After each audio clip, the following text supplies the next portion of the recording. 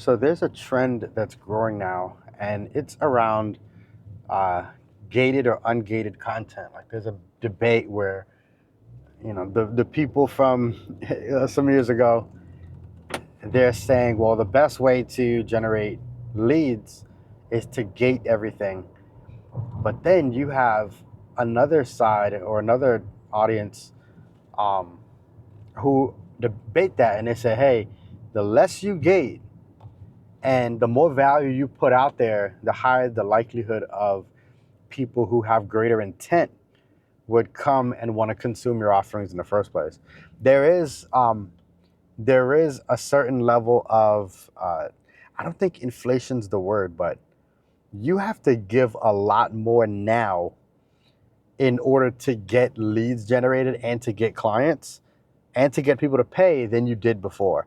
So before you could set up a landing page and you could say 10 tips on how to grow your social media, and people would actually give you their name and their email address for that.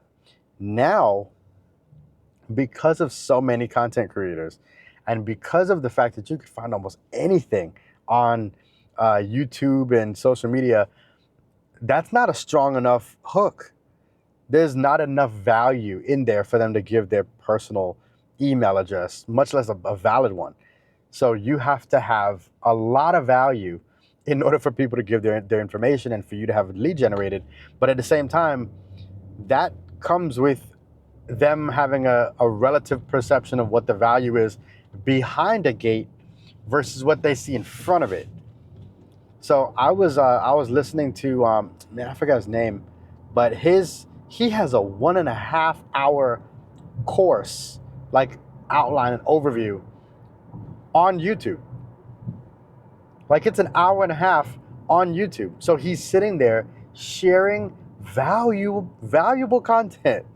And it's valuable content on YouTube on how to grow a blog and how to monetize a blog. And I'm just like, well, if this is his free stuff, like what does his premium stuff look like? And so just that little bit of curiosity in my head, I'm like, well, man, if this is his free stuff and he has a, a $27 ebook and a $200 course, that must come with a lot of value.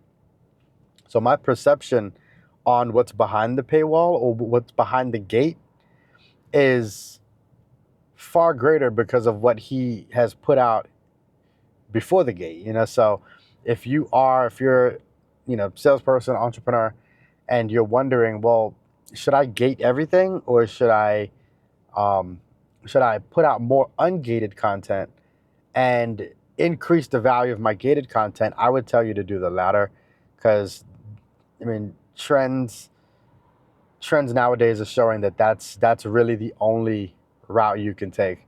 Now, another way to do or to get leads or to get people to opt in is to bring them into communities. So that seems to be working well um, too. So instead of just putting content out there and trying to get people to opt into this, opt into that, bring them into a community, share information, and then let the community organically build your um, build your platform and build your authority. So you'll have, and there's a ton of community software out there. I mean, you can check out the one that I use. It's called Circle. Very good software. I have an affiliate link in the comments. I think there's a 14-day trial. So check that out. Again, I would love to encourage you to use my affiliate link. If you do use my affiliate link and you send me a message, then I'll send you some tips on how to make the most out of that 14 days, because I know what happens. People will form a community and then they'll wait a week to do one thing and they'll wait another week to set something else up. Um, I had to accelerate my my timeline, and I could provide you with some tips on how you can accelerate yours. So if you do use my affiliate link, just shoot me a quick message and I'll send you some tips. If you already have a community and you want tips, shoot me a message. I'll send it to you anyways. All right. Like it doesn't have to be through my affiliate link. Um, but yeah, so this whole video is all about gated versus ungated. put more ungated out so that people are like, wow, I can just imagine how much value is behind the gate. All right, peace.